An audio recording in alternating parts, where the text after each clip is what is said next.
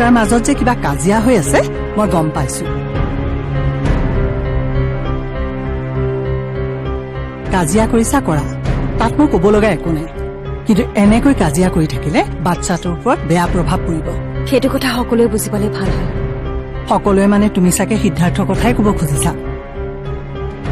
কোৱাচোন সিদ্ধাৰ্থই কি কৰিছে? আপুনি সুধিছে যে মোৰ এটা কথা ক'ব লগা আছে মা। কোৱা, জানিবলৈকেতো সুধিছো। প্ৰথমতে মই কথাটো মোৰ মনৰ ভাৱ বুলি ভাবিছিলো, কিন্তু এতিয়া বাৰে বাৰে ঘটি থকাৰ পাছত মই মোৰ মনৰ ভাৱ বুলি নাভাবো। কোৱাচোন কি হৈছে? মই ৰাণীৰ কথা ক'ব বিচাৰিছো মা। ৰাণীৰ কথা? ৰাণীৰ কথা কি?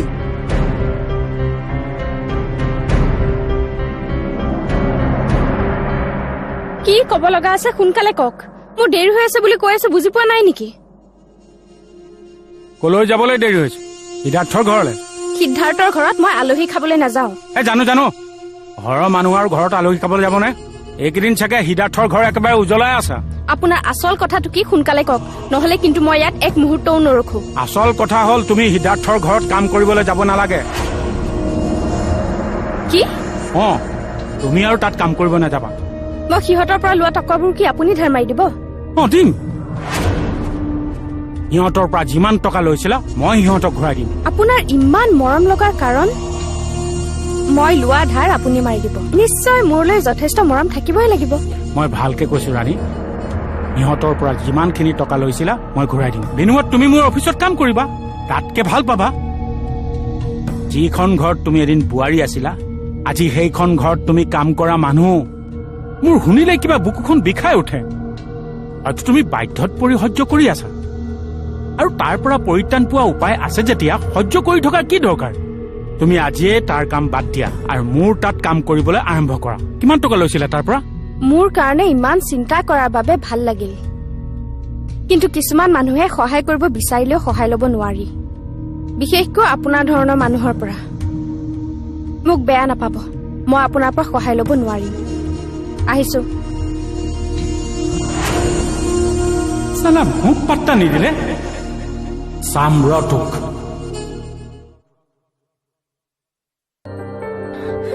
দাদাই আজি বৰ আচৰিত কাম এটা কৰিলে দেই। আজি প্ৰথমবাৰৰ কাৰণে দেখিছো এনেকুৱা এটা কথা। কি কৰিলে? অতুলক মাৰিলে। কিয়? কোনো কাৰণ নাই। কোনো কাৰণ নথকাকৈ অতুলক মাৰিলে? কাৰণ থাকক বা নাথাকক, দাদাই কাৰোবাক মাৰিব সেইটো ভাবিব লগা কথা নহয়নে? আজিলৈকে তোক বা মোকে কথা এষাৰ টানকৈ কৈ পোৱা নাই, আৰু আজি সেইটো ল'ৰাই অতুলক মাৰিছে। মাৰিবই। মানুহৰ মন যেতিয়া ঠিক হৈ নাথাকে সকলো কামেই সম্ভৱ হয়। আজি অতুলক মাৰিছে, কাইলৈ বা কি কৰে কোনে জানে।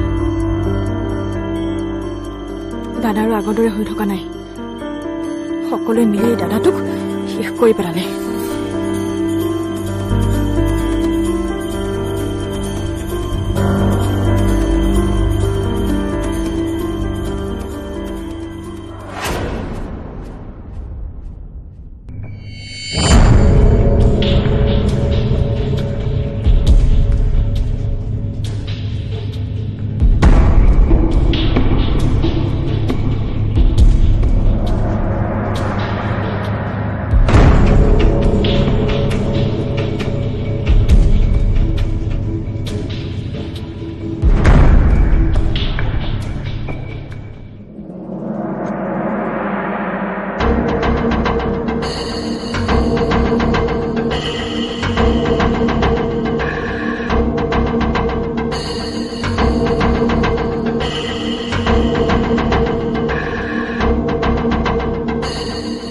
অতুল, বৌ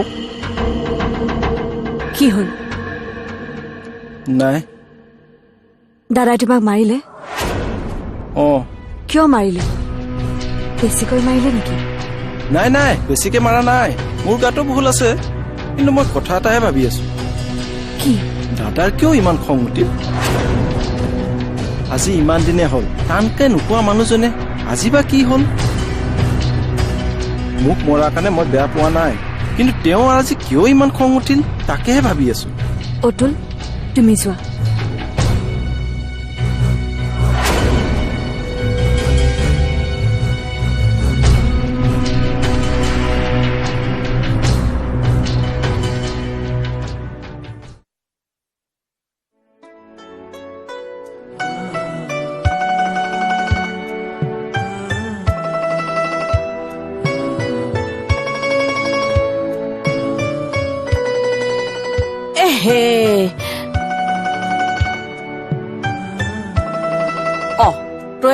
আছ যে এই কেতিয়াবাই গ'ল নহয় তইনো আজি ইমান দেৰি কৰিলি কিয় আজি অকমান দেৰি হ'ল মই কৈছো তাই দেৰিকে হলেও সি আহিবই তাই আকৌ চিন্তা কৰি আছে নহয় মই তাইক কৈছো চিন্তা কৰিব নালাগে নুশুনেই নহয় তাই কথাটোতে লাগি থাকে আপুনি অলপ ভাল পাইছে নহয় আইতা পাইছো ঔষধ পাতি খাইছে খাইছো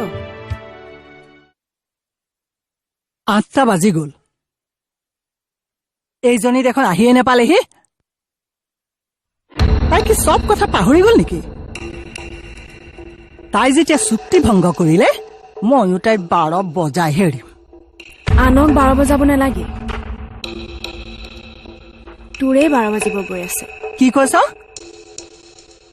তোৰ ল'ৰাই আজি কি কৰিছে গম পাৱনে নাই কি কৰিলে মাৰপিট কৰিছে তাক অতুলক সিদ্ধাৰ্থ অতুলক মাৰিছে কিয় অনবৰতে শাহু বোৱাৰী খেল খেলি থাকিব বিচাৰিলে কোনে ক'ত কি কৰি আছে কেনেকৈ গম পাবি এই খেলবোৰ বাদ দিবলৈ হ'ল আৰু মা নহ'লে কোনোবা দিনা তোৰ এনেকুৱা অৱস্থা হ'ব ক'ত গৈ পৰিবিগৈ একোৱেই ঠিকনা নোহোৱা হ'ব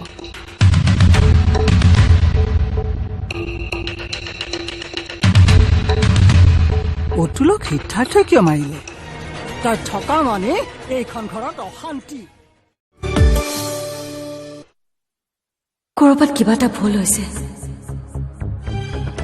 ময়ে চাগে ভুল কৰিছো কাৰোবাৰ আগত কঠোৰ হৈ জানো মনৰ কথা উলিয়াব পাৰি নোৱাৰি তেনেহ'লে মই কঠোৰ হৈ দেখুৱাই কি লাভ যদি হয় অকল লোকচানহে হ'ব যি হ'ব সকলো সময়ত দেখিম মই সকলো কথা সহজভাৱে ল'ব পাৰিব লাগিব একেবাৰে সহজকৈ নহ'লে মোৰ পৰা বহুত কিবা কিবি হেৰাই যাব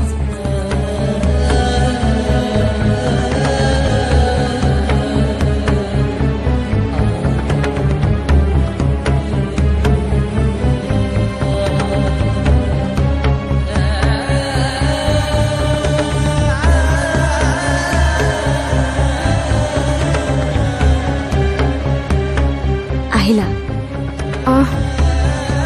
যোৱা ভিতৰলৈ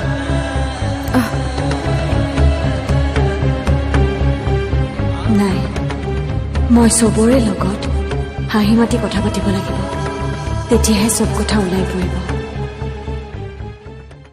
ঐ চেকেট এটা দে কি লাগিব দাদা যিকোনো এটা দে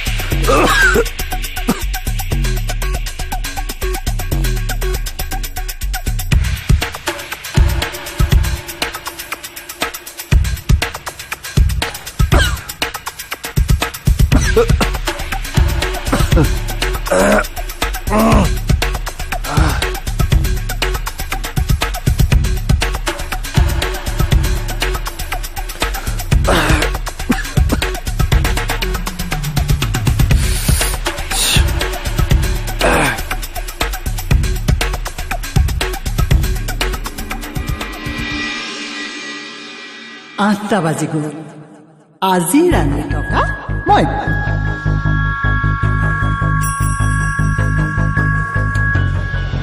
কেইটা বাজিল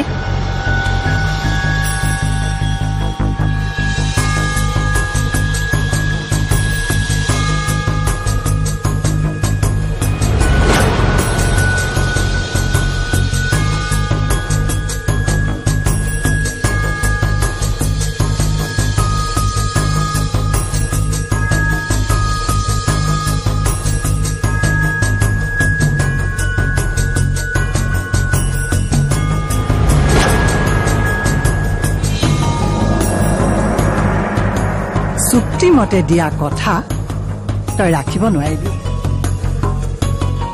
আজি তোৰ চুক্তি ভংগ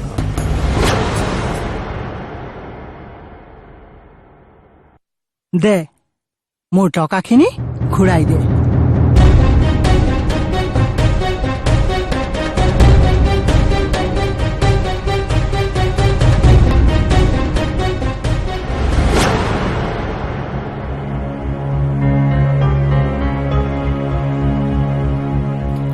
ৰাণী অহাত আজি দেৰি হ'ল।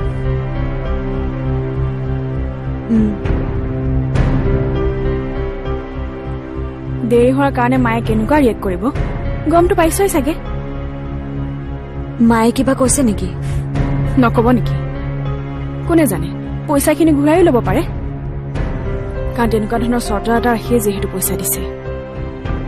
মাৰ কথা বাৰু বাদ দিলো, তই অন্ততঃ এই কথাটোৰ ওপৰত মাত মাতিব লাগিছিল। মই ৰাণীক এইখন ঘৰৰ বোৱাৰী বুলি মান্তি কৰে বিয়া কৰে এনে মানুহজনী তয়ে নাছিলি জানো? টকাৰ বিনিময়ত কাম কৰিবলগীয়া অৱস্থা। ৰাণীয়ে চাগে পৃথিৱীৰ প্ৰথমজনী মানুহ যিয়ে নিজৰ ঘৰখনত চুক্তিৰ বিনিময়ত টকা লৈ কাম কৰিছে, আৰু চুক্তি ভংগ হ'ল। মোৰ টকা তই ঘূৰাই দে, টকা ঘূৰাই দে বুলি কৈছো নে নাই?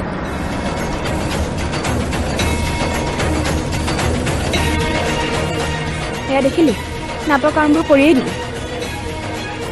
মানে চুক্তি ৰাখিব যেতিয়া নোৱাৰই টকা নিদিবি কিয়? মোৰ ঘৰৰ কাৰণে চুক্তি ভংগ হ'ল।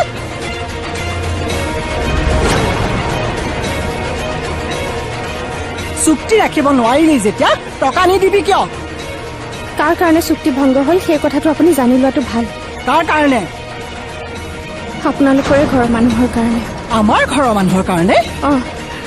ৰবীন দাই বাট আগচি কিবা কিবি কৈ থকাৰ কাৰণে মই সময়মতে আহিব নোৱাৰিলো। সেইবোৰ মই নাজানো। তই চুক্তি ভংগ কৰিছ, মোৰ টকা তই ঘূৰাই দিবি। নোৱাৰো। কি নোৱাৰ? টকা ঘূৰাই দিব মই নোৱাৰো। তই কথাও ৰাখিব নোৱাৰ, টকাও ঘূৰাই দিব নোৱাৰ, কি কৰো তোক মই? নাই নাই, মই যি কৈছিলো সেই কথাই হ'ব লাগিব। কওক। মোৰ শেষ কথা, তই এই মুহূৰ্ততে ইমান দূৰলৈ ওলাই যা যাতে এইখন ঘৰলৈ আৰু কেতিয়াও ঘূৰি নাহ। তই থকা মানে এইখন ঘৰত অশান্তি। ওলাই যা, ওলাই যা, ওলাই যা বুলি কৈছো নহয়। যা, যা। মা, তুমি ঠিকে আছানে? ৰাণী যেনেকৈ আছে তেনেকৈ থাকক মা। কি ক'লা তুমি? তুমি তোমাৰ কামত যোৱা, মই মাৰ লগত কথা পাতিম। চন্দ্ৰা, মই নিশ্চয় কিবা এটা ভাবিয়ে কৈছো, আপুনি অকণমান ধৈৰ্য ধৰকচোন। ৰাণী, তুমি যোৱা, ভিতৰলৈ যোৱা, যোৱা, ভিতৰলৈ যোৱা।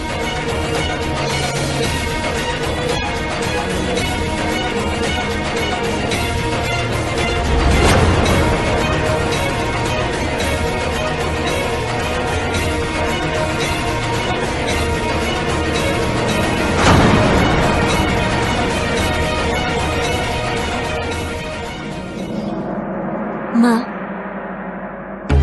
আহকচোন বহক, বলক।